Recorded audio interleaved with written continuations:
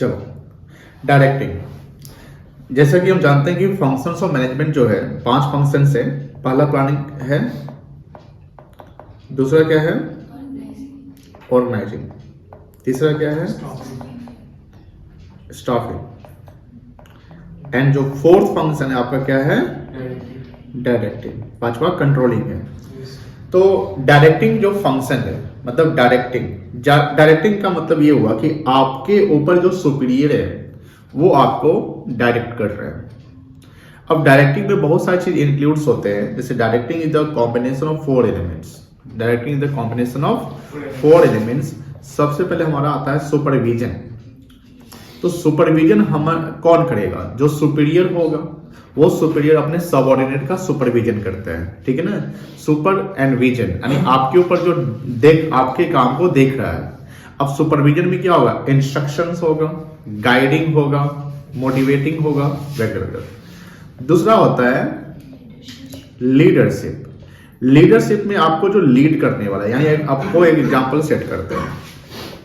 Leadership 3 प्रकार के हैं। लीडरशिप में 3 तरीके के लीडरशिप होते हैं। एक होता है आपका ऑटोक्रेटिक, एक होता है डेमोक्रेटिक एंड थर्ड क्या होता है फ्री रेंज। ऑटोक्रेटिक में सारा जो कंट्रोल है वो फ्यू एंड टॉप लेवल में होता है, जहां पर हम क्विक डिसीजन लेते हैं। और ऑटोक्रेटिक वहां चलता है जहां पर आपका सबऑर्डिनेट अनस्किल्ड, जिसके पास नॉलेज टैलेंट की कमी है तो उसको आप पावर नहीं दे सकते हैं, तो वहां पर ऑटोक्रेटिक चलता है। डेमोक्रेटिक का क्या हुआ कि जहां पर आप ऑथोरिटी को डेलीगेट करते हैं। ऑटोक्रेटिक में ऑथोरिटी डेलीगेट नहीं होता है, लेकिन डेमोक्रेटिक में होता है। और फ्री रेंज क्या होता है? जहां पर कोई सुपीरियर सबऑर्डिनेट नहीं है, सब लोग अपने आप को एक दूसरे का सपोर्ट कोऑपरेट करते रहते हैं। फिर आपका क्या है कम्युनिकेशन। कम्युनिकेशन क्या हुआ कि कम्युनिकेट करना, यानी जो इंफॉर्मेशन है वो पास करना प्रॉपर वे में, जहां पर सामने वाले को भी इंफॉर्मेशन एग्जैक्ट वही मिले। एंड चौथा क्या है मोटिवेशन। मोटिवेशन जानते होंगे कि motivation financial and non financial दोनों होता है, यानी मॉनेटरी एंड नॉन मॉनेटरी। जहां मोटिवेशन बहुत इंपॉर्टेंट होता है कि एक साइकोलॉजिकल फिनोमिना होता है कि किसी के प्रॉब्लम को समझकर उसके प्रॉब्लम को सॉर्ट आउट करते हैं, और ये सब कॉन्टिन्यूअस प्रोसेस होता है।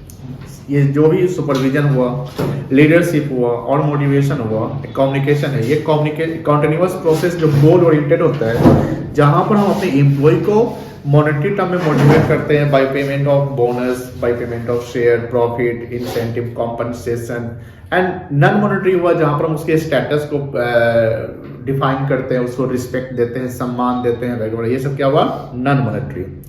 तो ये डायरेक्टिंग के एक एलिमेंट है, supervision, motivation, communication and leadership. तो डायरेक्टिंग में जो ये चीज मोटिवेशन जो आता है, मोटिवेशन में एक मैस्लोस थ्योरी आता है। मैस्लो थ्योरी होता है कि जब कोई एम्प्लॉय जब ज्वाइन करता है तो पहले अपने बेसिक नीड्स को देखता है, एंड देन सोशल सिक्योरिटी को देखता है पीएफ के तौर पे, देन आपका अपना स्टेटस देखता है, सेल्फ स्टीम देखता है, फिर अपना एक पहचान बनाता है। पहचान इन द सेंस कि हम क्या क्या अचीव कर लिए, तो that is the part of motivation. Directing में इंस्ट्रक्शन, गाइडिंग, ये सब जो है ऑर्डर करना, लीड करना, एग्जाम्पल सेट करना, किसी को मोटिवेट करना, यही एक डायरेक्टिंग का पार्ट है। तो डायरेक्टिंग में जो डायरेक्टर होगा वो आपका सुपीरियर है। अब वो डायरेक्टर किसी फील्ड का एक्सपर्ट होगा और जिस फील्ड का एक्सपर्ट है उसी फील्ड में वो डायरेक्शन करेगा। तो डायरेक्टिंग इज द बेसिक यानी main functions of the organisation, जहां पर हम बिना डायरेक्टिंग के गोल अचीव नहीं कर सकते हैं। एंड डायरेक्टिंग में जैसे आप देखते हो कि directing is the base of planning, organising, staffing. जैसे ऑर्गेनाइजिंग में आपने ऑर्गेनाइजेशनल प्रोसेस देखा होगा, तो ऑर्गेनाइजेशनल प्रोसेस आपने क्या देखा था? ऑर्गेनाइजेशनल प्रोसेस देखा था कि 4 प्रोसेस ऑर्गेनाइजिंग के होते हैं। कितने प्रोसेस होते हैं? 4। एक क्या था identification and division of work, then दूसरा क्या था आपका डिपार्टमेंटलाइजेशन, थर्ड क्या था आपका assignment of work, assignment of duty, and fourth क्या रिपोर्टिंग रिलेशनशिप। तो जो रिपोर्टिंग रिलेशनशिप होता है वो रिलेशनशिप क्रिएट करता है सुपीरियर और सबऑर्डिनेट का। तो जहां पर हम रिलेशनशिप क्रिएट करेंगे, भैया आपका ये सुपीरियर है, आपके अंडर में ये लोग हैं, तो कहीं ना कहीं जो सुपीरियर होगा उसको कहीं ना कहीं टास्क मिल गया कि हमको ये काम इनसे करवाना है, यानी अब ये काम इनसे करवाना, तो कहीं ना कहीं हमको डायरेक्ट करेंगे। असिस्ट करेंगे, है कि नहीं, गाइड करेंगे, इंस्ट्रक्शंस देंगे। दैट्स वाई वो क्या है ना, प्रॉपर वे में काम करेंगे। अगर हम डायरेक्टिंग करते हैं तो कहने कि हम कंट्रोलिंग के साथ चल रहे हैं, क्योंकि हम जब डायरेक्ट कर रहे हैं तो कहने कि हमारा जो असिस्टेंट होगा, जो हमारा सबऑर्डिनेट होगा, वो काम करेगा, कुछ गलती करेगा तो हम उसको क्या करेंगे, वहां पर कंट्रोल करेंगे। तो directing is the fourth function of management which is continuous in nature which until the goal is achieve. जब तक गोल अचीव नहीं होगा हमको डायरेक्टिंग जो है करते रहना है, कोई दिक्कत नहीं है। अब यहां डायरेक्टिंग में आप देखते हैं जैसे मीनिंग इंस्ट्रक्ट देखिए, directing function of management is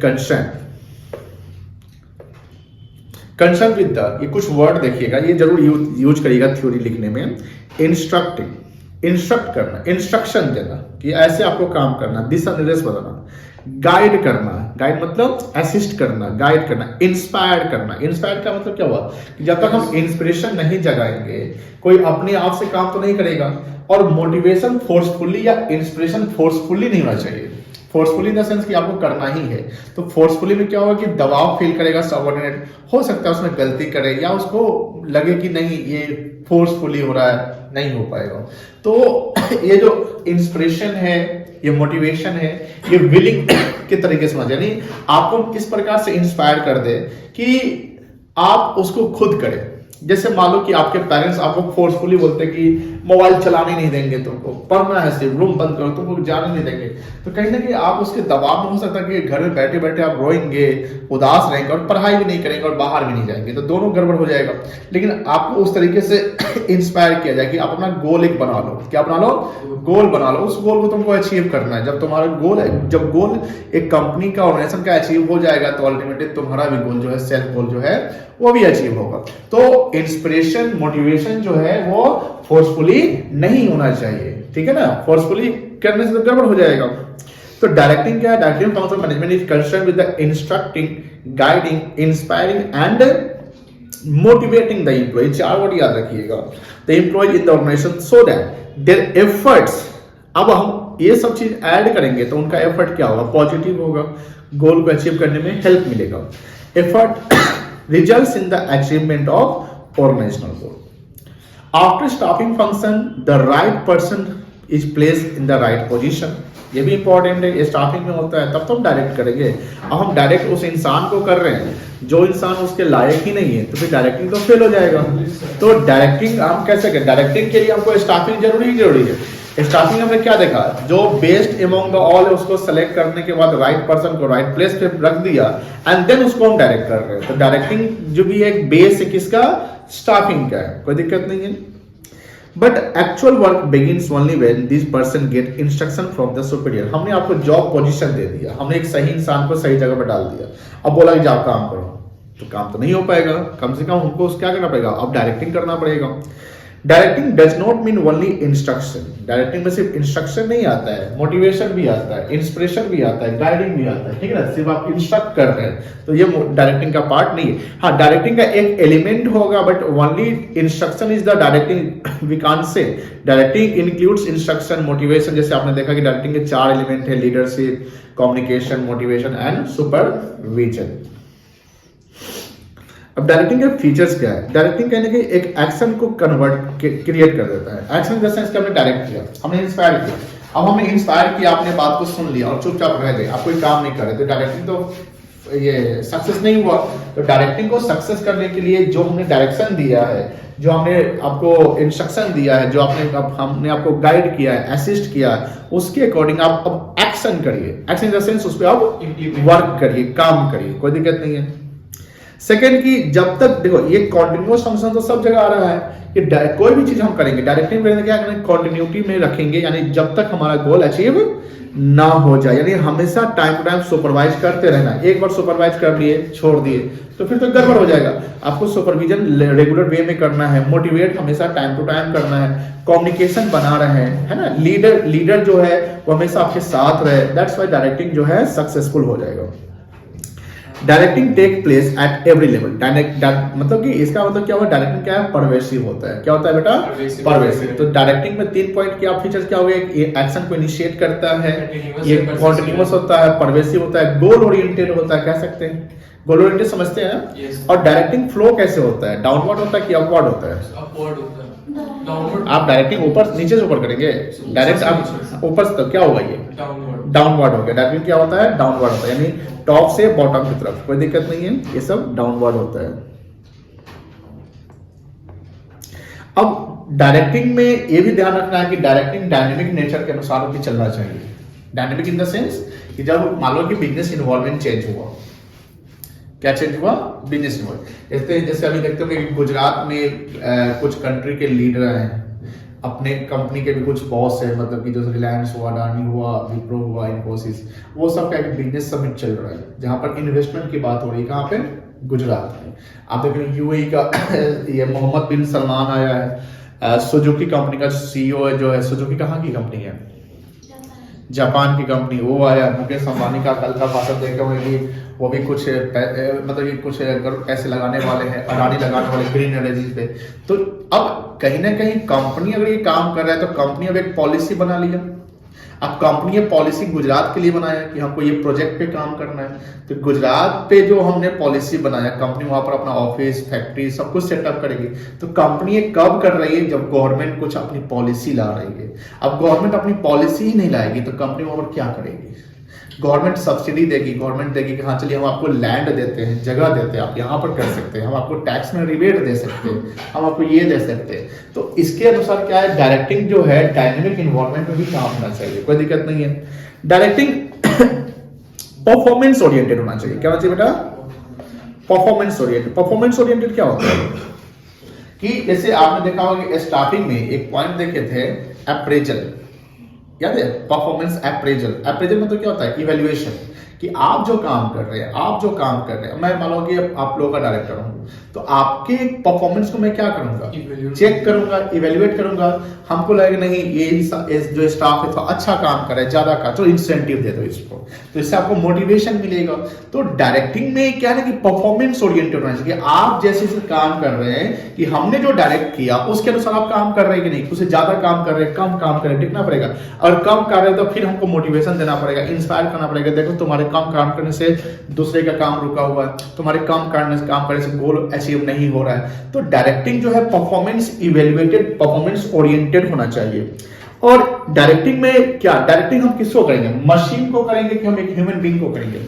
अब मान लो मशीन चल रहा है तो मशीन को तो हम नहीं बोलेंगे भैया मशीन तुम इतने बजे काम करना, इतने बजे काम करना, लेकिन उस मशीन को ऑपरेट कराने वाला जो ऑपरेटर होगा उसको हम डायरेक्टिंग करेंगे कि भैया आप मशीन को कैसे ऑपरेट करोगे, किस स्पीड पे चलाओगे, कितना कैपेसिटी इस मशीन का है। यानी मशीन को ऑपरेट करने वाले को हम ये मशीन के बारे में पूरी जानकारी देंगे, है ना। जैसे मान लो कोई फाइटर जेट उड़ाने वाला है, कोई फाइटर प्लेन का हम ट्रेनिंग दे रहे हैं, कोई प्लेन का ट्रेनिंग दे रहे हैं, तो हम कभी ना जब ये सारा जो मशीन है, यानी जो प्लेन है, फाइटर जेट है या कोई भी चीज है, उसका सारा इंफॉर्मेशन हम उसको बताएंगे ना कि तुम अगर ये सिचुएशन आएगा तो तुमको ये करना है, वो सिचुएशन आएगा तो वो करना है। तो डायरेक्टिंग में क्या इन्वॉल्व होता है? ह्यूमन एलिमेंट होता है। तो फीचर समझ गए? फीचर में क्या है? एक तो गोल ओरिएंटेड, इसमें कुछ और ऐड ऑन कर लोगे, goal oriented, initiate action, dynamic world, performance oriented, है ना, परवेसिव हो गया, ह्यूमन एलिमेंट हो गया, कॉन्टिन्यूअस हो गया। तो 6-7 पॉइंट तो बन गए, कोई दिक्कत नहीं है, क्लियर है। तो देखिए ध्यान से ये सब पॉइंट्स हो है ना, आपको ऐड ऑन करते रहना है। अब ये पॉइंट जरूर याद रखेंगे आप जब एग्जाम में लिखेंगे। जैसे मान लो कोई थ्योरी आता है, जब एग्जाम में आप लिखोगे तो ये पॉइंट बाय पॉइंट लिखना होगा। जैसे मान लो कि इसी में what are the features of directing, तो आपको ये पॉइंट लिखने पड़ेंगे। उस पॉइंट में कुछ कंटेंट्स, आपको इंपॉर्टेंट कंटेंट डालना है। जैसे परवेसिव नेचर का, परवेसिव ऑफ डायनेमिक का एक पॉइंट डाल दोगे क्या? नहीं, परवेसिव को मतलब समझना पड़ेगा कि परवेसिव तो क्या हुआ कि एवरीवेयर एट ऑल लेवल, की लोअर में भी होगा, मिडिल में भी होगा और टॉप में भी होगा। तो ये जो पॉइंट बना रहे हैं उस पॉइंट के अंदर में क्या लिखना है उसको भी हमको ध्यान में रखना है। ऐसा नहीं कि पॉइंट याद कर लिए उसके अंदर क्या लिखेंगे वही ध्यान नहीं है। तो आपको तो ध्यान रखना पड़ेगा कि उस पॉइंट में क्या है। अब पॉइंट जरूरी है, आप कहानी की तरह नहीं लिखेंगे। एग्जाम में कहानी की तरह नहीं लिखेंगे, क्योंकि एग्जाम में जब कहानी तरह लिखोगे तो पढ़ने का मन नहीं करेगा। कोई किताब अगर पॉइंट वाइज है तो आप पढ़ते होंगे तो आप ज्यादा पढ़ते होंगे। आप कोई पूरा कहानी तरह है तो आप हो सकता है ओवरव्यू कर दोगे। तो एग्जामिनर भी तो कॉपी देखेगा तो पॉइंट वाइज देखेगा तो देखेगा हाँ इतना पॉइंट बनाया है, वो पॉइंट देखेगा चलो हाँ इस 5 पॉइंट है, 6 पॉइंट है, तो इसको नंबर दे देते हैं। समझ गए? और पैरा बाई पैरा लिखेंगे, मतलब फुल स्टॉप फिर पैरा फिर पॉल, ये सब करके से लिखिएगा। चलिए डायरेक्टिंग के इंपॉर्टेंस यानी why we need directing. Directing में सबसे इंपॉर्टेंट ये चीज है कि डायरेक्टिंग इनिशिएट करता है एक्शन को। एक्शन भी एक इंपॉर्टेंट फंक्शन है कि भैया हम जब काम करना जान लें कि मशीन कैसे ऑपरेट करना है, कैसे प्रोडक्शन करना है, क्या करना है, किसको क्या करना है, कौन गाइड कर रहा है, कौन कमांड कर रहा है, कौन डायरेक्ट कर रहा है, तो उसके अकॉर्डिंगली हमको क्या करना है, काम करना है। तो पहला फंक्शन क्या होगा, सॉरी इंपॉर्टेंस क्या हुआ, इट इनिशिएट एक्शन। अब डायरेक्टिंग में जैसे आप देखते होंगे कि डायरेक्टर होता है, एक सुपीरियर होता है, तो एक सुपीरियर के अंदर में एक ही सबऑर्डिनेट होता है कि ग्रुप ऑफ सबऑर्डिनेट होते होंगे, ग्रुप होते होंगे। यानी एक इंसान का, जैसे एक डायरेक्टर का एक ही सबऑर्डिनेट होगा, एक डायरेक्टर का एक ही को डायरेक्शन देगा पूरे इंडिविजुअल को, जितने भी उसके अंडर में आते हैं। तो जब सारे इंडिविजुअल को हम डायरेक्ट कर रहे हैं, प्रोडक्शन मैनेजर डायरेक्ट कर रहा है तो प्रोडक्शन डिपार्टमेंट के एम्प्लॉय को करेगा, तो प्रोडक्शन मैनेजर और प्रोडक्शन डिपार्टमेंट के एम्प्लॉय को डायरेक्ट कर रहा है, तो वो डायरेक्टिंग में जितने भी ह्यूमन एलिमेंट है, जितने भी एम्प्लॉय, उसको क्या करेगा, इंटीग्रेट करेगा। इंटीग्रेट मतलब यूनिटी बनाएगा, कोऑर्डिनेट करेगा, कोऑपरेट करेगा। भैया आप ये समझ लो कि सब लोग को इंटीग्रेशन के साथ मिलजुल कर काम करना है। तो दूसरा क्या हुआ, to integrate the employees effort. Second है कि देखिए डायरेक्टिंग मीन्स ऑफ मोटिवेशन है। मीन्स मतलब सोर्स, साधन, कि अगर कोई डायरेक्ट कर रहा है तो डायरेक्टिंग में क्या होता है, वर्ड, स्टेटमेंट, स्पीच, भाषण भी डायरेक्टिंग में होता है। जैसे कोई डायरेक्ट कर रहा है, मोटिवेट कर रहा है, कोई आपको काम करके दिखा रहा है, देखो ऐसे से काम होगा। जैसे ना ऑन द जॉब ट्रेनिंग सीखे होंगे आप, तो ऑन द जॉब ट्रेनिंग में देखेंगे कि काम करते, यानी जो सबऑर्डिनेट है वो देख रहा है कि हाँ कैसे ये मशीन बन रहा है, कैसे हम मशीन को ऑपरेट कर रहे हैं। मान लो कि कंप्यूटर पे ही, तो कैसे हम काम कर रहे हैं। तो ये क्या है कि ये सीखकर आपको क्या मिल रहा है, मोटिवेशन मिल रहा है। मोटिवेशन मिल रहा है कि हाँ भैया हम भी सीख गए, अच्छा लगा, हम भी काम करेंगे, क्योंकि हम सीख गए तो मेरे में एक स्किल डेवलप हो गया। अब एक स्किल डेवलप हो गया तो मेरा सैलरी बढ़ जाएगा, मेरा प्रमोशन होगा, हम ज्यादा काम करेंगे, मुझे इंसेंटिव बोनस मिलेगा। तो ये डायरेक्टिंग क्या है, मीन्स ऑफ मोटिवेशन है। डायरेक्टिंग करने से एक स्टेबिलिटी आता है ऑर्गेनाइजेशन में, और ऑर्गेनाइजेशन का बैलेंस होता है। बैलेंस स्टेबिलिटी मतलब कि ऑर्गेनाइजेशन में कोई डाउनफॉल या कोई ये चेंजिंग नहीं आता, मतलब ये स्टेबिलिटी के अनुसार वो क्या करते हैं, बढ़ते जाते हैं। हमने जैसे बताया कि ये चेंज फैसिलिटेट चेंजेस, मतलब कि डायनेमिक इन्वायरमेंट जानते होंगे कि जैसे कंपनी में क्या होता है कि जैसे मान लो कि पहले मैनुअल वर्क होता था, अब हो गया कंप्यूटराइज वर्क होता है ना। अब सब जगह कंप्यूटर, मतलब छोटे से फॉर्म में भी देखोगे तो कंप्यूटर का ही यूज होता है, बड़े फॉर्म में, बड़ी कंपनी में कंप्यूटर यूज होता है। तो क्या डायनेमिक इन्वायरमेंट जब चेंज होता है तो उसमें डायरेक्टिंग का यूसेज हो जाता है। तो 5 इंपॉर्टेंस क्या क्या है आपका, एक इनिशिएट करता है action, to integrate the employees efforts, employ के एफर्ट को इंटीग्रेट करता है, मोटिवेशन का एक मीन्स है, स्टेबिलिटी लाता है, और चेंज को फैसिलिटेट करता है। कितने इंपॉर्टेंस हो गए, 5। क्या क्या है बताइए, to initiate action, integrate the employees efforts, means of motivation, stability and balance of organization growth, and to facilitate changes। कोई दिक्कत नहीं है। और फीचर्स क्या क्या था, अभी जस्ट फीचर डिस्कस किए। इनिशिएट एक्शन तो पहला था, दूसरा क्या था, परवेसिव होता है, गोल ओरिएंटेड होता है, कॉन्टिन्यूअस होता है, ह्यूमन एलिमेंट होता है। ये सब क्या है आपका फीचर्स है, कोई दिक्कत नहीं है। डायरेक्टिंग के कितने एलिमेंट हैं, 4, supervision, motivation, communication and leadership. Supervision जानते ही हैं, सुपरविजन में हम एम्प्लॉय को इंस्ट्रक्ट करेंगे, गाइड करेंगे, एक दूसरे के साथ कोऑर्डिनेट करेंगे, लिंक करेंगे। ये है आपका सुपरविजन का पार्ट। पर ये supervision, the supervision means instructing, guiding, monitoring and observing. Instructing मतलब दिशा निर्देश देना, गाइडिंग मतलब गाइड करना, तो कहाँ गलती कर रहे हो, कहाँ सही कर रहे हो। मॉनिटरिंग मतलब उसके काम को मॉनिटर करना है ना, और ऑब्जर्व मतलब उसके काम को देखना, यानी परफॉर्मेंस अप्रेजल करना। क्या करना, performance appraisal. The employ while they are performing the jobs in the organization, the word supervision is the combination of 2 words, that is super and vision। Super मतलब एवं, विजन मतलब व्यू, यानी आपके ऊपर जो काम को दिख रहा है, दैट इज कॉल्ड सुपरवाइजर। जो देखने वाला कौन, क्या कहलाएगा, सुपरवाइजर।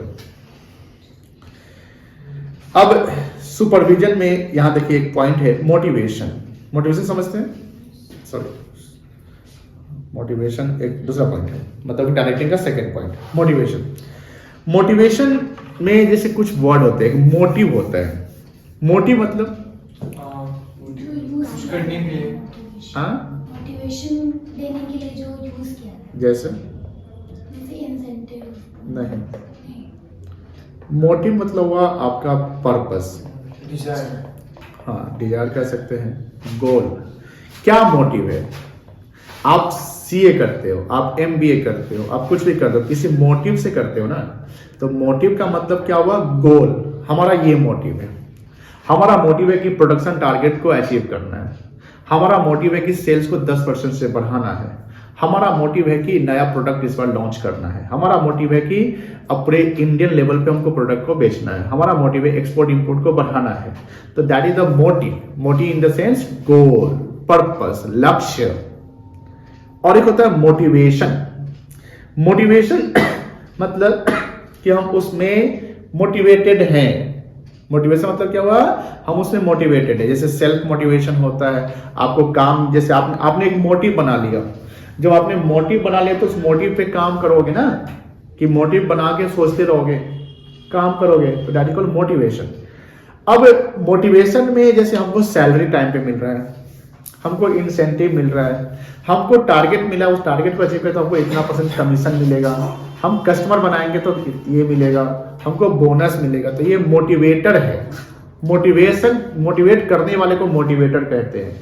मोटिवेटर कोई इंसान भी हो सकता है, कोई सामान भी हो सकता है। जैसे आपको अगर 2 दिन के लिए फोन नहीं मिले, बोले कि भाई मेरा मोटिवेटर नहीं है, फोन मिल जाए तो हम काम कर देंगे। मोटिवेटर क्या हुआ? जो आपको मोटिव करता है। कोई दिक्कत नहीं है। देखिए motive, a motive is an inner state or desire which energizes an individual to move or to behave towards the achievement of goal. Motive arises out of need of an individual. आपके need के अनुसार आपका motive बनता है। मतलब आपने गोल कैसे बनाया? आप गोल कोई बनाते हैं तो आपको जब वो लगता है कि हाँ ये हमको जरूरत है, ये हमारा डिजायर है, तो हम अपना क्या करेंगे? गोल सेटअप करेंगे। तो that is called motive. Where a motive emerges and in an individual, it causes restlessness as he wants to fulfill his motive. Restlessness का मतलब क्या होगा? कि जैसे हम अपना जो गोल बना लेते हैं ना, तो उसमें क्या होता है ना कि हम थोड़ा ज्यादा काम करते हैं।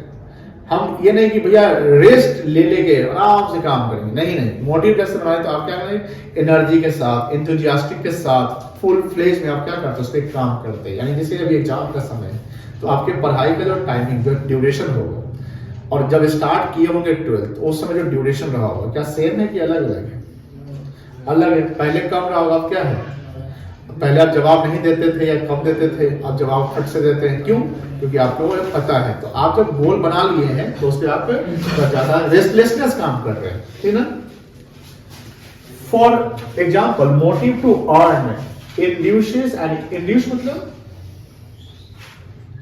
मतलब क्या होता है? इन्फ्लुएंस करना, इंड्यूस करना। मतलब भैया कि आपको उस तरफ मोड़ चुके हैं, मूव हो, ये इंड्यूस हो गया, हाँ वो काम करना है। इंड्यूस, इन्फ्लुएंस करना। An individual to search for job or work. Individual searches for food to fulfill the motive of hunger. कोई दिक्कत नहीं है। तो देखो हंगर क्या है, अब फूड क्या है? मोटिवेटर। और ये दोनों का कॉम्बिनेशन मोटिवेशन हो गया। Motivation is a process of inducing people to perform their best ability to accomplish the job. कोई दिक्कत नहीं है। मोटिवेटर आर द इंसेंटिव और द टेक्निक्स जो हम जानते हैं, जो हमको सीखना है, use to motivate the people in an organisation. Common motivator use by the manager are increment. आपका सैलरी बढ़ गया, मोटिवेशन मिल गया ना, तो ये सैलरी क्या हुआ? मोटिवेटर। बोनस, प्रमोशन, रिकॉग्निशन बताइए, ये मॉनेटरी है कि नॉन मॉनेटरी है? Non monetary. Respect, non monetary. Bonus, monetary. Promotion, non monetary. Promotion जो पेमेंट हाइक होगा वो पेमेंट होगा मॉनेटरी, लेकिन प्रमोशन मिला तो वो आपके लिए क्या है? Non monetary. कोई दिक्कत नहीं। इंक्रीमेंट, पैसा बढ़ गया, मॉनेटरी। समझ गए ना? चलिए मोटिवेशन का फीचर्स देखिए। पहला फीचर तो एक साइकोलॉजिकल फिनोमिना होता है, मेंटल, जैसे ब्रेन वॉश करना। क्या करना?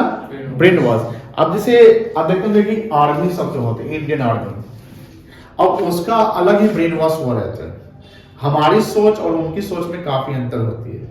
आप आर्मी ज्वाइन कर लिए, 5 साल बाद आपका मेंटल जो थिंकिंग है, और आर्मी आप ज्वाइन करने वाले हैं, उस समय आपकी मेंटल थिंकिंग क्या सेम होगी? एकदम सेम नहीं होगी।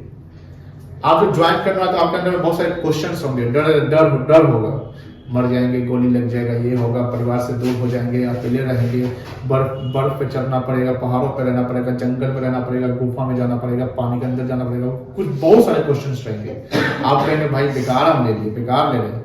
लेकिन जब वहां का लीडर आपको लीड करता है, आपको एक एनर्जेटिक के साथ आपको समझा रहा है, सब कुछ कर रहा है, तो आपको एक गोल बता दे कि देश की रक्षा ही हमारा परम कर्तव्य है और सबसे बड़ा धर्म है। तो जब ये सब चीजें जो वर्ड होते हैं, हम तो बहुत कम बता रहे हैं, वहां जब देखेंगे तो वहां पर ट्रेनिंग होगी। जब आपको ट्रेनिंग मिल गया, आप सीख लिए, तो आप क्या करेंगे? तो फैमिली से ज्यादा आप चाह रहेगा नहीं। कभी देखते हो कि जो आर्मी सब में जो रहते हैं तो 3-3 महीना 6-6 महीना फैमिली से दूर रहते हैं, क्योंकि वो फैमिली को इधर उधर शिफ्ट करना सब टफ होता है। और वो देश के लिए लड़ने की बात करते हैं। देखते हैं आजकल कोई भी युद्ध होता है या कुछ भी, कोई फाइटर जेट उड़ा रहा है, कोई कुछ उड़ा है, कितना रिस्क के साथ चल रहा है। एक नाम सुने होंगे अभिनंदन का नाम। अभिनंदन जो पाकिस्तान के का एक फाइटर जेट था F-16 को अभिनंदन उड़ा रहा था। मिग अभिनंदन जो इंडिया का था उसका था MiG-21। क्या था? MiG-21 था। अब MiG-21 से वो F-16 जो अमेरिका ने पाकिस्तान को दिया था वो उड़ा दिया। अब कंपेयर करेंगे अगर MiG-21 को F-16 से, तो F-16 रफाल के बराबर का है। रफाल का नाम सुने होंगे। और MiG-21 पुराना, मतलब कि रसिया से मिला इंडिया को, मतलब रसिया से खरीदा है, जो उसमें उतना ज्यादा एडवांस वर्जन नहीं है, फिर भी उसने उड़ाया। और एक शायद उसको गोली लग जाता है, कुछ गलती से वो पाकिस्तान पीओके में चला जाता है, तो वहां पर इसको एक बॉम्ब या मतलब F-16 बॉम्ब मारता था, तो इसको प्लेन क्रैश होता है, तो ये क्या करता है पैराशूट से वो इजेक्ट करता है। उसको बोलते हैं इजेक्ट करना। इजेक्ट मतलब फटक से निकल जाना। नहीं, जब आप फाइटर जेट में बैठते हैं तो आपको पूरा बॉडी में रहता है कि भैया कुछ भी होगा तो सीधे टिपेंगे बटन, सीधे हम ऊपर निकलेंगे और फाइटर जेट अपना गिर जाएगा। तो ऐसा हुआ। फिर इंडिया के साथ बहुत सारा रिलेशन खराब हुआ पाकिस्तान का। उस समय पीएम थे कौन? इमरान खान थे। इंडिया जो है, कहा जाता है कि इंडिया 9 मिसाइल पाकिस्तान के ऊपर ऐसे तैनात कर दिया था। और कहा जाता है, जैसा कि पाकिस्तान के पीएम जो है संसद में बात बोले हुए कि अगर हम 9 बजे, रात के 9 बजे ये अभिनंदन छूटा था, जाना कि उसमें टीवी पे सब देखा था लाइव। अमेरिका, फ्रांस, सब कंट्री जो है फोर्स करा था पाकिस्तान को, ये छोड़ मतलब कुछ हो जाएगा। और आप जानिए कि इंडियन पॉलिसी जो डिफेंस पॉलिसी है काफी ज्यादा एग्रेसिव है। अभी क्या है? एग्रेसिव। पहले एग्रेसिव नहीं थी, तो एग्रेसिव तो उसको लगा कि और बता दिया था कि भैया अगर 9 बजे नहीं छूटा तो 9 मिसाइल दागेंगे हम। ठीक है, तो पाकिस्तान को इधर डर लग गया कि कहीं ऐसा कुछ हो गया गड़बड़ तो युद्ध हो जाएगा, जानते करते हैं हम। 9 बजे पाकिस्तान सरकार ने बजाबते वीडियो के साथ उसके जो भी मेन हेड कुछ थे डिफेंस के जो डिप्लोमेट थे, उन्होंने पाकिस्तान बॉर्डर से इंडिया के बॉर्डर पे छोड़ा, पूरा वीडियो बनाया गया है कि नहीं है। तो अब जो अभिनंदन था, अभिनंदन का फैमिली कितना डर गया होगा कि अब तो पाकिस्तान तो पकड़ लिया, तो छोड़ेगा नहीं, फांसी का सजा हो जाएगा, मार दिया जाएगा, कुछ भी हो सकता है, कुछ भी हो सकता है। क्योंकि आप दूसरे कंट्री में कैसे जा सकते हैं? नहीं जा सकते हैं। ये तो एक्ट ऑफ वार का कॉन्सेप्ट सिचुएशन आ जाता है कि अगर आपका फाइटर जो अगर दूसरे कंट्री के बॉर्डर में चला गया तो ये एक्ट ऑफ वार कहलाता है। अब उसका एक फाइटर जो इंडिया के बॉर्डर में आ गया था, है कि नहीं है? तो इंडियन गवर्नमेंट ने क्या किया? 9 मिसाइल के भैया अगर हो नहीं हुआ तो हम बस कुछ एक्शन ले लेंगे। अब ऐसा क्यों हुआ था जान जाइए। ऐसा इसलिए हुआ था कि उसमें चुनाव का भी समय था। अब सरकार सोचे कि चुनाव का समय है तो 4 को बॉम्ब मिसाइल डाल देंगे, तो इंडियन जो सिंपैथी किसके तरफ आ जाएगा? इंडिया के प्रति जो सरकार, जो रूलिंग पार्टी है, और अपने एक आर्मी को बचाने के लिए भारत सरकार ने पूरा देश से भिड़ गया, तो अब सारा सिंपैथी पॉजिटिव होगा तो सरकार फिर जीत जाएगी। तो ये सब चीजें होती। तो आप ध्यान रखिएगा कि मोटिवेशन में हमें जैसे हमने जस्ट बताया कि अभिनंदन का माइंड कितना था, भैया एफ से लड़ लेना है तो अब वही उसके माइंड में तो नहीं, मेरा बच्चा है, मेरा फैमिली है, मर जाएगा तो मेरा बच्चा कौन बचा को ये चलाएगा, मेरा फैमिली कौन देखेगा, तो ऐसे रहेगा तो नहीं हो पाएगा। तो मोटिवेशन एक साइकोलॉजिकल टर्म होता है कि आपका ब्रेन वॉश किया जाता है। मोटिवेशन क्या है, ब्रेन वॉश किया जाता है। देखते हैं आजकल जो है ह्यूमन बॉम्ब टाइप का ये बॉम्ब पूरा बॉडी में भर लेता है, जाता है किसी मॉल टाउन में जाता है, अपने आप को उड़ाता है पूरा, क्योंकि उसके अंदर में भी मोटिवेशन मिला हुआ है। पॉजिटिव मोटिवेशन भी है, नेगेटिव है, गुड मोटिवेशन भी होता है और बैड मोटिवेशन होता है, और मोटिवेशन के अकॉर्डिंग ही हम काम करते हैं।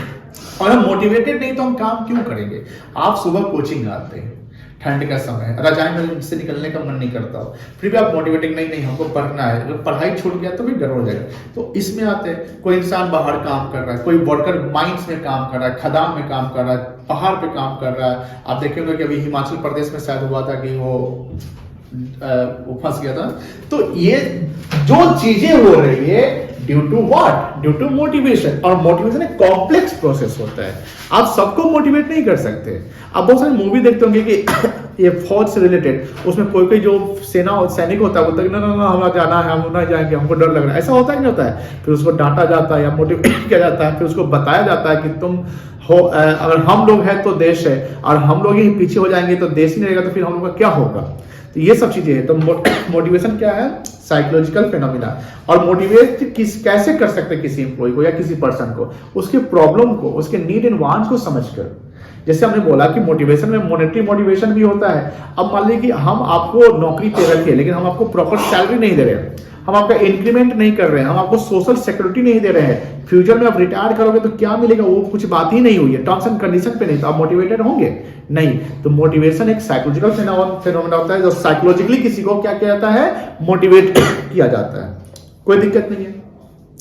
मोटिवेशन गोल डायरेक्टेड बिहेवियर होता है। जैसे मोटिवेट कर दिया तो हमारा बिहेवियर किस प्रकार से होगा, गोल के प्रति होगा। हम मेरा एटीट्यूड कैसे होगा, गोल के प्रति होगा। हमारी सोच, हमारी थिंकिंग, हमारी बात, कोई भी चीज हम किस मैटर पे करेंगे, गोल पे। अभी आप जैसे क्लास कोचिंग आते हैं, आप जो बातें करते हैं फ्रेंड्स के बीच में, किस मैटर पे बात करते होंगे, स्टडी के ऊपर, कैसे एग्जाम देना है, क्या तैयारी हो गई, कहाँ प्रॉब्लम है, क्या नहीं प्रॉब्लम है। आप ये नहीं बात करेंगे चलो 15 जनवरी को हम क्या करेंगे, होली में क्या करेंगे, दिवाली में क्या करेंगे, ये सब नहीं कर रहे, क्योंकि आप मोटिवेटेड पढ़ाई के प्रति, एग्जाम के प्रति है। तो मोटिवेशन क्या नहीं, गोल जो हमारा है उसके अकॉर्डिंग हमारा बिहेवियर चेंज हो जाता है। Motivated can be a positive as well as negative. Negative motivation जैसे हमने बोला कि कोई जैसे सेना में सैनिक जो है वो डरा हुआ है, तो उसको हम क्या करेंगे, नेगेटिव मोटिवेशन, तुम ऐसे करेगा तो तुम्हारा कोर्ट मार्शल हो जाएगा, ये हो जाएगा, हो जाएगा। एम्प्लॉय प्रॉपर काम नहीं कर रहा है, लेट से आ रहा है, वो वेस्टेज कर रहा है, तो हम क्या करेंगे, नेगेटिव मोटिवेशन, डिमोशन कर देंगे। क्या करेंगे, डिमोशन। डिमोशन क्या होता है, उसका लेवल नीचे कर देना, और ट्रांसफर कर देते हो, बैकवर्ड एरिया में ट्रांसफर कर देते हैं, ये कर देते हैं, और सैलरी कट कर देते हैं। 40 आप एब्सेंट कर रहे हैं, आप सैलरी कट कर देते हैं, ये सब पेनल्टी लगा देते हैं। ये सब क्या है, नेगेटिव मोटिवेशन। अब ऑर्गेनाइजेशन में जो इन्वायरमेंट है, जो एटमॉस्फेयर, उसमें आप एब्यूजिव लैंग्वेज यूज करते हैं, आपका दूसरे के साथ ईगो प्रॉब्लम है, ये प्रॉब्लम, तो इससे अल्टीमेट गोल किसका अचीव नहीं होगा, ऑर्गेनाइजेशन का होगा। तो आपको कौन सा मोटिवेशन मिलेगा, नेगेटिव मोटिवेशन मिलेगा। लेकिन आप अच्छा काम करें, आपका बिहेवियर सही है, आप प्रॉपर टाइम पे आ रहे हैं, आप ऑप्टिमम यूटिलाइज कर रहे हैं, आप एफिशिएंटली और इफेक्टिवली काम कर रहे हैं, तो आपको कौन सा मोटिवेशन मिलेगा, पॉजिटिव मोटिवेशन मिलेगा। कोई दिक्कत नहीं है। तो मोटिवेशन का पहला जो फीचर्स देखिए, किसका फीचर देखिए हम लोग, मोटिवेशन का। तो मोटिवेशन क्या है, साइकोलॉजिकल फेनोमेना है, ये गोल डायरेक्टेड बिहेवियर को चेंज करता है, ये पॉजिटिव भी होता है और नेगेटिव भी होता है। मोटिवेशन क्या सब लोग सबको मोटिवेट कर सकता है, नहीं कर सकते। मोटिवेशन में कॉम्प्लेक्स, मोटिवेशन में जो बोलने वाला जो स्पीच दे रहा है, उसका जो लैंग्वेज, उसके वर्ड, ये सब काफी इंपॉर्टेंट होते हैं। अब कोई रूडली मोटिवेट कर रहा है, फोर्सफुली मोटिवेट कर रहा है, बस मोटिवेशन तो होगा नहीं करेगा। तो मोटिवेशन टफ टास्क होता है, सब नहीं कर सकता है मोटिवेट किसी को, है कि नहीं है।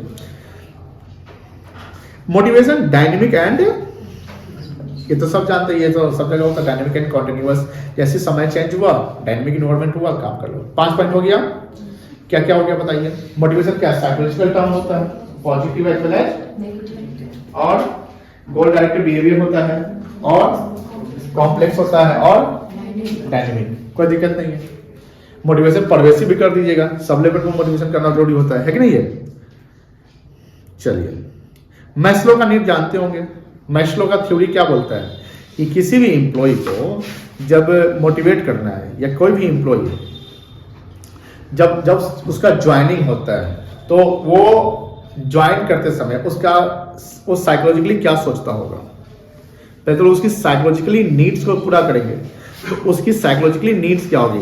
फूड, शेल्टर, क्लॉथ, एडुकेशन बच्चे का अगर है तो, एंड हेल्थ। ये सब चीज बेसिक नीड होता है जो कोई भी कंपनी उसको पेमेंट करेगी, लेकिन डिपेंड करता है कि कंपनी में आपका जॉब पोजीशन क्या है, कंपनी में आपका क्वालिफिकेशन क्या है। एक चार्टर्ड अकाउंटेंट का ज्वाइनिंग है आज, एक क्लर्क का ज्वाइनिंग है आज, एक लाइन मैनेजर का ज्वाइनिंग है और एक प्यून का ज्वाइनिंग है। तो चारों को तो साइकोलॉजिकली उसकी नीड को पूरा करना पड़ेगा, लेकिन चारों को जो हम सैलरी देंगे क्या बराबर देंगे? नहीं। एक प्यून का एक्सपेक्टेशन क्या होगा? भैया बेसिक नीड भैया 15-20 हजार रुपया, यही ना होगा। एक लाइन में नीड क्या होगा? 30-35-40 हजार रुपया। एक क्लर्क का नीड क्या होगा? 50, वही 30-35-30 हजार रुपया। लेकिन एक सीए का नीड क्या होगा? 80 हजार, 1 लाख रुपया, है कि नहीं है? तो अब जो जिस लेवल का है, जिस क्वालिफिकेशन का है, उसके अनुसार उसका नीड बनेगा। बात समझा रही ना? अब मान लीजिए कि आप लोग जब ज्वाइनिंग करोगे, यानी जस्ट स्टार्टिंग ग्रेजुएशन कर लेते हो, तो आप सोचोगे 40 हजार मेरे को मिल जाएगा तो सही है, तो आपका साइकोलॉजिकल नीड्स कितना हो गया? 40,000। लेकिन एक जो 12th पास करता है या पढ़ा लिखा नहीं है, वो छोटा मोटा जॉब के लिए, तो उसका वो जब आएगा तो उसका एक्सपेक्टेशन 40-50 हजार रहेगा क्या? नहीं रहेगा। डिपेंड करता है भैया 20-15 हम पहले काम करते हैं, 15 मिलता था, 15-16-17 मिल जाएगा तो ठीक है। तो पहला मैस्लो का थ्योरी क्या है? साइकोलॉजिकल नीड, जिसको बोलते हैं हायरार्की। हायरार्की क्या होता है? एक स्टेप बाय सीक्वेंस में, एक क्या होता है? सीक्वेंस में। पढ़िए मैस्लोज नीड हायरार्की थ्योरी, इसको क्या पढ़ेंगे? हायरार्की। नीड और द डिजायर। डिजायर, देखो नीड एंड डिजायर में अंतर होता है। नीड जो हमारी जरूरत है, डिजायर तो बहुत कुछ है। तो पहले हम क्या पूरा करेंगे? नीड। जब हम नीड को पूरा कर लेंगे तो क्या हमारा दूसरा नीड बनेगा? कैसे नहीं बनेगा? अपर नीड बन जाएगा ना। आप जैसे मान लो कि एक इंसान काम करता है, थोड़ा पैसा कमाता है, एक साइकिल खरीदता है, ठीक है। अब साइकिल खरीदता है तो उसी से अब अपना ऑफिस या काम करने जाता है, सब कुछ है, उसी से फैमिली चला रहा है पैसा कमा के। कुछ पैसा वो बचत करेगा, बचत करने के बाद वो इतना बचत कर रहा है कि उसका अब एक नया डिजायर बन जाएगा कि भैया आप बाइक खरीद लेते हैं तो जल्दी जल्दी आप पहुंच जाएंगे। जब वो बाइक खरीद लेता है, पैसा होता है, तब भैया थोड़ा सा फैमिली बढ़ गया, थोड़ा सा एस्टीम पे आ गए, थोड़ा सा एक कार खरीद लेते हैं। देना तो ये सब चीजें क्या है? नीड आपके अगले नीड्स को बना देता है। जैसे एक नीड पूरा हो गया तो दूसरा नीड आपका बन जाएगा। तो desire is very important element in the motivation because the employ get motivated only for their needs and if the needs are fulfilled completely then it is not possible to motivate the employee. Maslow has given the sequence or hierarchy of the needs in the following way. पहला क्या है? psychological needs. These needs include the basic requirement for survival. Basic requirement for survival वही हुआ food, shelter and clothes. जब ये पूरा हो जाएगा तो कोई भी इंसान का जब बेसिक नीड पूरा हो जाएगा तो ये चाहेगा कि अब हमारा कुछ फ्यूचर की बात, रिटायरमेंट, सोशल सिक्योरिटी मिले। क्या मिले? Social security. सोशल सिक्योरिटी क्या होता है? सेफ्टी या सिक्योरिटी नीड्स। भैया हमको जैसे मान लो कि काम करते करते एक्सीडेंट हो जाता है, बीमार पड़ जाते हैं, फ्यूचर में हमको रिटायर मान लो करना है, तो इसके लिए हमको कुछ और नीड तो बनाना पड़ेगा ना। यानी जिस कंपनी में हम काम कर रहे हैं वहां मेडिकल का क्या कंडीशन है, मेडिकल का जो पैसा मिलता है कि नहीं मिलता है, हेल्थ का पैसा मिलता है कि नहीं मिलता है। तो हम जब ज्वाइन करने जाएंगे तो हम हेल्थ मेडिकल को देखेंगे क्या? नहीं, पहले तो हम बेसिक देखेंगे। जिंदगी जीने के लिए हमको पैसा मिल जाना चाहिए। देन हम कहेंगे भैया आप कोई एक्सीडेंट कुछ ऐसा होता है तो उसके लिए कंपनी कुछ कॉम्पनसेट करेगी कि नहीं करेगी। जैसे आप देखोगे अकाउंटिंग पढ़ते हो तो वर्कमैन कॉम्पनसेशन क्लेम टाइप का आता है। जब वर्कर क्लेम करता है तो वर्कर क्लेम करता है जो वो सैलरी का पार्ट थोड़ी होता है, वो अपार्ट फ्रॉम सैलरी के अलावा होता है। जब वर्कर को का एक्सीडेंट हो गया, काम करते करते उसका हाथ टूट गया, कुछ भी हो गया, तो कंपनी वहां पर क्या कॉम्पनसेट कर रही है? तो सेकेंड नीड क्या हो गया मेरा? Safety and security. इसमें दो नीड आ जाएगा, physical security and economic security. Physical security में जैसे आपका एक्सीडेंट, बीमार पड़ गए तो वहां पर क्या सिक्योरिटी है, और इकोनॉमिक सिक्योरिटी में प्रोविडेंट फंड, ग्रेच्युटी, पेंशन सुने होंगे, नहीं सुना? ये रिटायरमेंट पे मिलता है। which means the having sufficient fund to meet the future psychological needs to come of the physical security. इसमें इकोनॉमिक सिक्योरिटी में क्या आ जाएगा? Provident fund, gratuity, pension etcetera, ठीक है ना? देन आफ्टर जब आप यहां से आते हैं तो थोड़ा लव एंड अफेक्शन की बात करते हैं. किसकी बात करते हैं? लव एंड अफेक्शन, यानी सोशल, क्या लिखा हुआ? Social needs, application, belonging need, मतलब जिस सोसाइटी में हम रहते हैं या हमारा जो बिजनेस इन्वायरमेंट है, जहां जिस हम डिपार्टमेंट में जहां काम कर रहे हैं, वहां के साथ हमारा भाईचारा, अच्छा रिलेशन, फ्रेंडशिप, कलीग हमारे बन गए, उनके साथ कुछ हम इनफॉर्मल टाइप के होंगे. तो जनरली जब नया एम्प्लॉय जब ज्वाइन करता है तो फॉर्मल वे में रहते हैं. मोस्टली वो क्या रहेगा? फॉर्मल इन द सेंस कि वो ऑफिशियल काम करेगा, उल्टा पुल्टा नहीं बोलेगा, मजाक तजाक कम करेगा, खाना खाएगा, जल्दी काम पे आ जाएगा.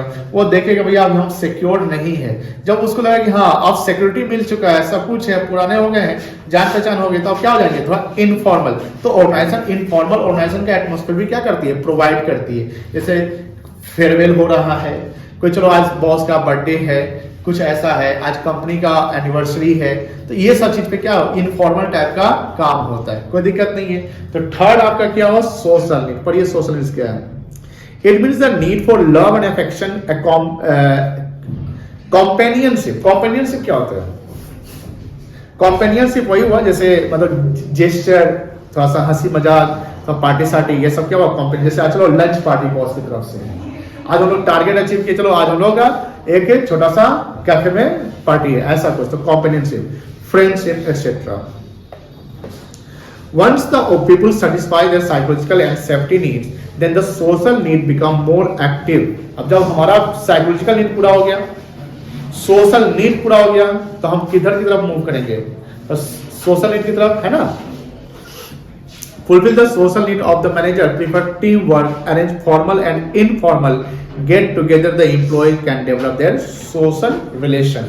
जब यहां तक आगे तो आप सोचेंगे अब हम मेरा स्टीम, यानी हमको रिस्पेक्ट भी मिले, हमारा जो सबऑर्डिनेट है हमको रिस्पेक्ट करे, हमको कुछ रिवॉर्ड वगैरह मिले, ये सब क्या हुआ? स्टीम, ठीक है ना? These needs are related to the respect and recognition.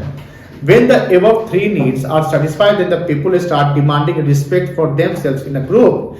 This need is more common in higher level employee. ज्यादा रिस्पेक्ट किस लेवल को मिलेगा? सुपीरियर को ही मिलेगा generally. Esteems can be satisfied through non-monetary incentive. अब कंपनी में रिलायंस इंडस्ट्रीज का chairman Mukesh Ambani कोई बात बोले और रिलायंस इंडस्ट्रीज में कोई ब्रांच है, उसका मैनेजर आके स्पीच दे, किसकी बात को लोग सुनेगा? किसकी बात को सुनेगा? नहीं समझे? एक कंपनी का बॉस, जैसे रिलायंस का बॉस कौन हो गया? मुकेश अंबानी. अब मुकेश अंबानी पॉलिसी पे बात कर रहा है, कोई भी चीज पे बात कर रहा है, तो उसकी बात को ज्यादा लोग इंपॉर्टेंस देगा. कि रिलायंस का कोई ब्रांच है, उस ब्रांच का कोई हेड आके बात बोले तो उसकी बात को इंपॉर्टेंस देगा. किसको ज्यादा बात देगा? अंबानी साहब को देगा, है कि नहीं है? और देखिए जैसे हर राज्य का सीएम बोलता है तो उसका टीवी पे आप न्यूज सुनते ही नहीं होंगे. मोदी साहब कहीं भी बोल दिए तो हाईलाइट हो जाता है, ब्रेकिंग न्यूज हो जाता है. एंड देन है पांचवा सेल्फ एक्चुअलाइजेशन. सेल्फ एक्चुअलाइजेशन क्या हुआ? आपने क्या अचीव किया, आप कहां तक पहुंचे, आप कितने स्टार से कितने स्टार तक, किस लेवल पे पहुंच गए, तो ये क्या हुआ आपका सेल्फ एक्चुअलाइजेशन. बताइए मैस्लो का 5 थ्योरी क्या क्या है? साइकोलॉजिकल नीड, सोशल नीड्स और फिर ये नहीं सोशल सिक्योरिटी क्या है? सेफ्टी एंड सिक्योरिटी नीड्स है. थर्ड है सोशल नीड. चौथा क्या है? स्टीम और सेल्फ एक्चुअलाइजेशन. अब यहां देखो एक फ्लो चार्ट. इंडिविजुअल के लिए साइकोलॉजिकल नीड्स क्या है? एजुकेशन और फूड शेल्टर क्लॉथ्स. उसके बाद ये साइकोलॉजिकल नीड हो गया. Yes sir. उसका सेफ्टी एंड सिक्योरिटी में क्या होगा? Saving for physical economic security, जैसे आग लगने का पीएम वगैरह. सोशल में लव अफेक्शन फ्रेंडशिप किसके लिए? इंडिविजुअल के लिए. स्टीम में क्या होगा? स्टेटस, सोसाइटी में हमारा स्टेटस बने. और सेल्फ में क्या होगा कि हम कुछ क्या हमने अचीव कर लिया, मेरे नाम पे क्या है. ऑर्गेनाइजेशन के लिए क्या है? ऑर्गेनाइजेशन अगर देखेंगे तो साइकोलॉजिकल में उसका मिनिमम बेसिक सैलरी हम दें, इतना दे कि उसका काम हो जाए. सेफ्टी में हम उसको क्या दें? Provident fund, pension, jobs configuration की आपका जॉब पोजीशन ये है. सोशल में क्या है? कोऑर्डिनेट रिलेशनशिप, इनफॉर्मल ऑर्गेनाइजेशन बनाएंगे, गेट टुगेदर कराएंगे, बातचीतें होंगी. स्टीम में आपका प्रमोशन करा देंगे. एंड इसमें क्या होगा? गोल को अचीव करने के आपका एक गोल था जो आपने अचीव कर लिया, कोई दिक्कत नहीं है.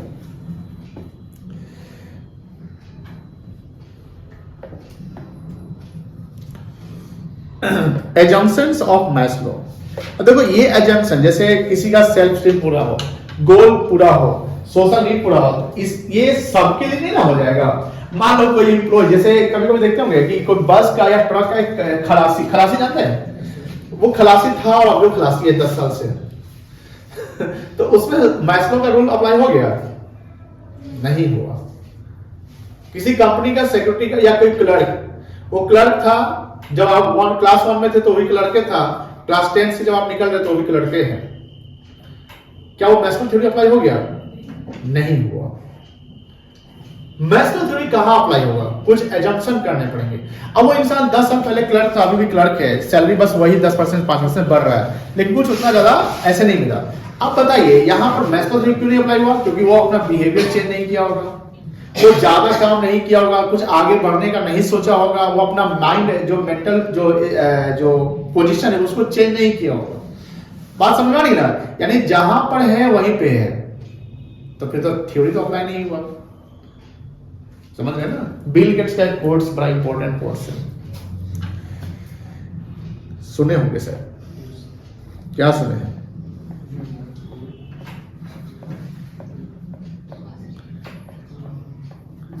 If you born poor, it's not your mistake. But if you die poor,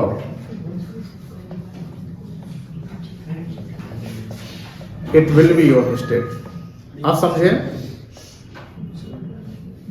गरीबी में पैदा होना आपकी गलती नहीं है, हमारी गलती नहीं है। गरीबी में मरना हमारी गलती रहेगी। अब मान लो कि मैस्लो थ्योरी यहां पर अप्लाई हुआ कि अगर इस कोर्स को फॉलो कर रहे हैं कि हाँ हम आगे की सोच रहे हैं, हमको कुछ करना है, हमको कुछ और अचीव करना है, तो मैस्लो थ्योरी यहां पर क्या होगा? अप्लाई होगा। अब देखिए मैस्लो थ्योरी के कुछ एजम्पशंस देखिए। Behaviour of people depends on their need. जैसे आपका नीड पूरा हुआ तो अगला नीड की सोचो ना भाई। अब अगला नीड की सोचने के लिए आपको अगला नीड के लिए काम करना पड़ेगा। Human behaviour can be changed और motivated by fulfilling their needs. Second है generally the need follow the hierarchy starting from the psychological need. A satisfied need can no longer motivate a person. जैसे हमारा एक Dzire है, हमारा एक Dzire है कि क्या डिजायर है? इतना बड़ा टीवी, इससे बड़ा टीवी अपने घर में लगाया रूम में आराम से और मूवी देखे 4K टीवी। अब मान लो कि टेक्नोलॉजी चेंज होता है और 8K 16 के टीवी आता है, थोड़ा सा ना वो आर्ट टाइप का, उसको क्या बोलते हैं? टीवी का तो नहीं होता आर्ट, मतलब थोड़ा ऐसे रहता है, कर्व टाइप का रहता है, बड़ा सा होम थिएटर टाइप का। तो अब जैसे ये पूरा हो गया, 2-3 साल 4 साल हो गया, तो हम कहेंगे नहीं अब हमको थोड़ा सा नीड ऑफ लाइक और दूसरा डिजायर बन गया। पहले तो मेरा डिजायर ये था, तो इसको पूरा करने के लिए हम कमाएंगे, पैसा बनाएंगे, देन आफ्टर वो खरीदेंगे, है कि नहीं है? जब हमारा वो कह रही तो पूरा हो गया, इससे बड़ा बड़ा टीवी सब आ चुका है, बड़ा सा, मतलब कि ये डॉल्बी साउंड का 7.1 की घोड़ा इधर दौड़ रहा है, इधर से आवाज आ रहा है, गेट खुल रहा है टीवी में तो आवाज आ रहा है, उधर का गेट खुला। थिएटर का भी फील करिएगा, है ना? जैसे आप इस पे फिल्म कभी कभी देखते हैं तो इसका और वो जो आईफोन पे देखते हैं तो थोड़ा सा अंतर आता है। इसमें अगर जैसे फिल्म में दिख रहा है कि रूम का गेट डोर खुलता है तो लगता है पीछे से कोई खोल रहा है। अब घोड़ा अगर बाएं के साइड से दौड़ रहा है तो बाएं से आवाज आएगा। फिल्म में नहीं होता है साइड से, जैसे एक साइड दो साइड होता है, इधर से कोई आवाज करता है, इधर से आ रहा है, इधर से। तो अब ये क्या है कि वो टेक्नोलॉजिकली वो ज्यादा एडवांस है, तो समय के अनुसार जब अगला कुछ चीज आएगा तो और भी ज्यादा एडवांस हो जाएगा। जैसे आप देखो 7D में कभी ये मॉल में हुआ करता था, 7D ग्रैंड मॉल में गए फिल्म में, हम एक बार गए थे, वो एक बैठा दिया कुर्सी पे, और आपको एक ऐसे मॉडल लेके लग रहा कि आप ही उसमें चल रहे हैं, बारिश होने का आपको भिंगा भी रहा है, फील करा देता है, नीचे से जब टच करता बहुत ज्यादा डर लगता है। डिजायर ये सब हमारा क्या है? डिजायर है कि जब हमारा अब जैसे देखो अब वो आपने एंजॉय कर लिया तो आपका वो नया अब वो मोटिवेट करेगा अगला? नहीं करेगा। जब आपने एक चीज जो डिजायर था वो डिजायर आपका पूरा हो गया तो वो आगे मोटिवेट अब आपको नहीं करेगा। हाँ, इससे नेक्स्ट डिजायर अब आपको मोटिवेट करेगा कि भैया आप यही डिजायर मेरा बनेगा। ठीक है। अब जैसे हार्दिक पांड्या है, सचिन है, अमिताभ बच्चन है, इसका डिजायर क्या होगा, रोल्स रॉयस का नया मॉडल आएगा तो वो खरीदेंगे कि नहीं है, वो थोड़ी सा जगह BMW मर्सिडीज या जो फॉर्च्यूनर टॉर्च्यूनर, जैसे नहीं होता है कि आजकल के बिहार में देखते हैं फॉर्च्यूनर से आया तो बस अरे इसी का तो भौकाल है, तो वो लोग फॉर्च्यूनर की सोच रहे हैं। चलिए आगे देखिए फाइनेंशियल, ये तो इजी है। फाइनेंशियल नॉन फाइनेंशियल क्या है, फाइनेंशियल में पे एंड अलाउंस हो गया, प्रॉफिट शेयरिंग हो गया, स्टॉक ऑप्शन। स्टॉक ऑप्शन जानते हैं, ये स्टॉक ऑप्शन ईसॉप होता है। क्या होता है बेटा, ईसॉप। ईसॉप का फुल फॉर्म क्या होता है, एम्प्लॉइज स्टॉक ऑप्शन प्लान। या कंपनी जो है अपने एम्प्लॉय को ये ऑप्शन देती है भैया शेयर डिस्काउंटेड प्राइस पे खरीद लो। कंपनी इसके अलावा भी एक शेयर इशू करती है, स्वेट इक्विटी शेयर। क्या करती है, स्वेट। स्वेट मतलब क्या होता है, स्वेट नहीं जानते हैं, पसीना। तो कंपनी में पसीना कौन बहाता है, शेयर होल्डर या एम्प्लॉय? डायरेक्टर बहाता है, बहाता है। वो मतलब फिजिकली बहाता मतलब कि पसीना गिरना नहीं होता, बहाने पसीना का यहाँ मतलब वो काम करते हैं, ठीक है ना। तो डायरेक्टर को भी स्वेट इक्विटी मिलता है। कोई भी कंपनी का जो एम्प्लॉय है उसको स्वेट इक्विटी मिलता है। तो ये कंपनी जो एम्प्लॉय को मोटिवेशन मिल रहा है। शेयर होल्डर को स्वेट शेयर नहीं मिलेगा, शेयर होल्डर को ईसॉप नहीं मिलेगा। एम्प्लॉय स्टॉक ऑप्शन प्लान में शेयर होल्डर कहां आएगा, शेयर होल्डर को मिलता है राइट शेयर। क्या मिलता है, राइट शेयर। ये पूछेगा एमसीक्यू में, हो सकता है, ठीक है ना। हाँ, bonus, commission, incentive, retirement benefits में आपका पेंशन ग्रेच्युटी हो गया, पॉल्स फ्री बेनिफिट यानी इसके अलावा अलाउंस मिलता है, घर की फैसिलिटी मिलती है, कार अलाउंस मिलता है। नॉन मॉनेटरी देखिए आपका स्टेटस है ना, ऑर्गेनाइजेशन क्लाइमेट यानी क्लाइमेट आपका जो ऑर्गेनाइजेशन वर्किंग कंडीशन अच्छा है, कैफेटेरिया सब कुछ है, कैरियर एडवांसमेंट प्रमोशन वगैरह आपका होता है, जॉब इट में ऐसा कुछ चैलेंजिंग जॉब, कोई चैलेंजिंग टास्क मिलता है तो आप उससे भी मोटिवेट होते हैं, अरे भाई हमको चैलेंजिंग टास्क मिलता है, देखो हम करके दिखाते हैं। ये सब क्या है, नॉन मॉनेटरी मोटिवेशन या नॉन फाइनेंशियल इंसेंटिव्स। चलिए अब क्या बचेगा, लीडरशिप। लीडरशिप कराते हैं, लीडरशिप कराते हैं, छोटा सा है। लीडरशिप में क्या है, लीडरशिप एक प्रोसेस होता है इन्फ्लुएंस करने का।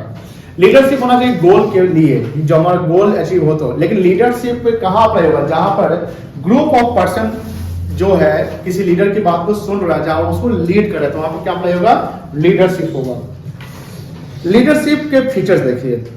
Leadership indicates the ability of individual to influence the other, यानी लीडर वो हो सकता है जो उसके पास एबिलिटी हो कि दूसरे को क्या कर सके, इन्फ्लुएंस कर सके।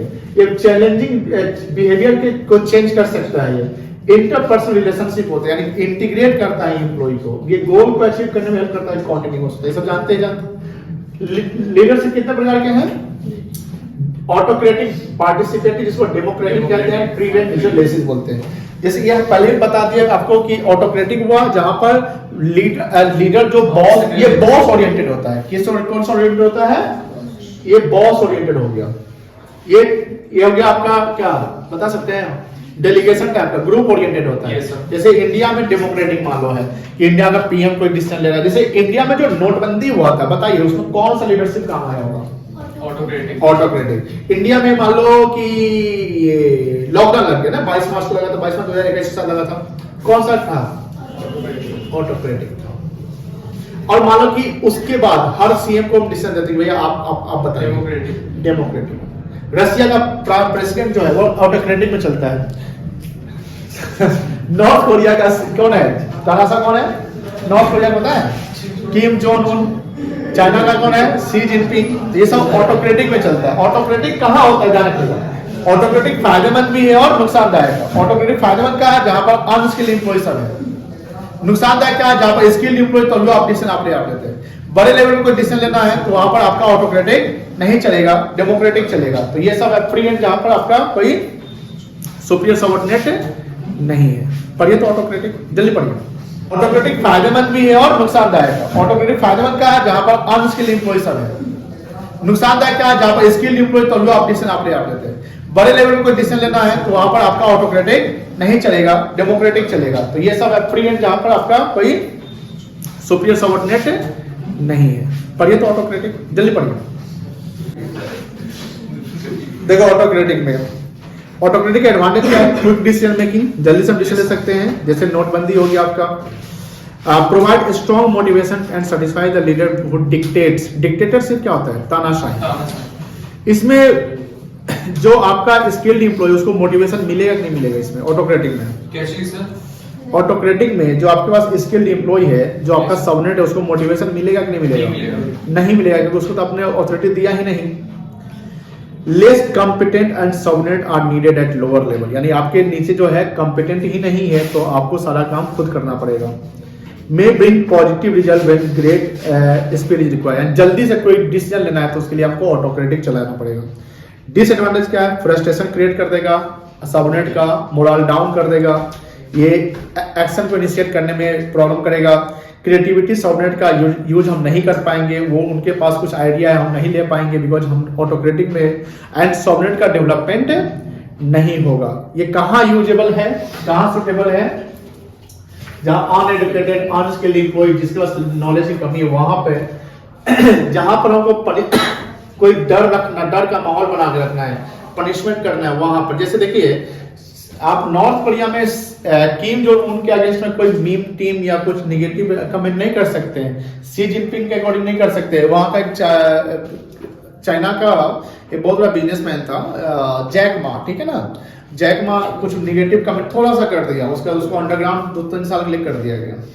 पता नहीं चला जैक मा का है अभी तक, अब पता है क्या अब है, लेकिन वो बढ़ ही नहीं रहा, उसका बिजनेस सब डाउनफॉल में चला गया। फिर एक वो एथलीट थी चाइना की, उसने भी कुछ बोला कि बहुत ज्यादा टफ प्रोसेस पर रेगुलेशन सब है, तो उसको भी गायब। मतलब ये ऐसे सिचुएशंस होते हैं। नॉर्थ कोरिया में तो ऐसा भी कहा जाता है कि जैसे आप मतलब कि जैसे किम जोन उन कोई भाषण दे रहा है, कोई बैठा हुआ है और वहां पर सब है, कोई इसकी नींद आ गया तो उसको तो हमेशा के सुनाइए देगा ऐसा होता है। तो ये ऑटोक्रेटिक है, यानी जहां पर डर का भावना है, डर रखना है। और डेमोक्रेटिक में हमने आपको पावर दे रखा है, आप अपने पावर का इस्तेमाल कर सकते हैं। चलिए डेमोक्रेटिक जानते हैं बेटा, कोई दिक्कत नहीं है। इससे जॉब सेटिस्फेक्शन इंप्रूव होगा, एबिलिटी सबनेट का बढ़ेगा, पॉजिटिव एटीट्यूड आएगा आपके सबनेट का, क्वालिटी आपके डिसीजन क्वालिटी क्या होगा, इंप्रूव होगा, वगैरह वगैरह। And leader multiplies ability through the contribution of his followers. इसके नुकसान ये है कि ये क्विक डिसीजन में काम नहीं होगा। जैसे लॉकडाउन करना था, जनता कर्फ्यू लगाना था, तो वहां पर सारे सीएम से पूछते तो बहुत सारे राज्य का सीएम क्या बोलता, नहीं सर इधर नहीं लगाना है तो वहां पर ये प्रॉब्लम हो सकता है। It may not ill a positive event, subnets prefer minimum interaction with the leader. अगर सबनेट कुछ चोरी छुपे कर रहा है, सबनेट अनस्किल्ड है, तो वहां पर ऑटोक्रेटिक चलेगा, डेमोक्रेटिक नहीं चलेगा। लीडर में pass the work to subnet and abdicate responsibility. Leader यहाँ ये भी कर सकता है कि अपना काम उसको दे दो और रिस्पॉन्सिबिलिटी को ट्रांसफर कर दो, ऐसा वो सोच के कर सकता है। तो और डेमोक्रेटिक वहां पर डिसएडवांटेज मतलब कि नहीं चल पाएगा। कहाँ के लिए सुटेबल है डेमोक्रेटिक, कहाँ सुटेबल है? When goal of company is to increase the job satisfaction and independence of employee। यहाँ पे हम वहां पर सोचेंगे जहां पर हम अपने एम्प्लॉय को डेलीगेट कर सकते हैं authority. Where leader wants to share decision making with the subordinates and when subordinates have accepted the goal of the organization। Freedom में सब एक बराबर है, कोई दिक्कत नहीं है। एक दूसरे का लीडर और एक दूसरे का सबनेट है, कोई दिक्कत नहीं है। लास्ट बचा हुआ टॉपिक कम्युनिकेशन। क्या बचा हुआ है? कम्युनिकेशन। ये खुद कर लीजिएगा, इसे हम कल करा देंगे, ठीक है ना। अब ये अकाउंट्स कर देते हैं।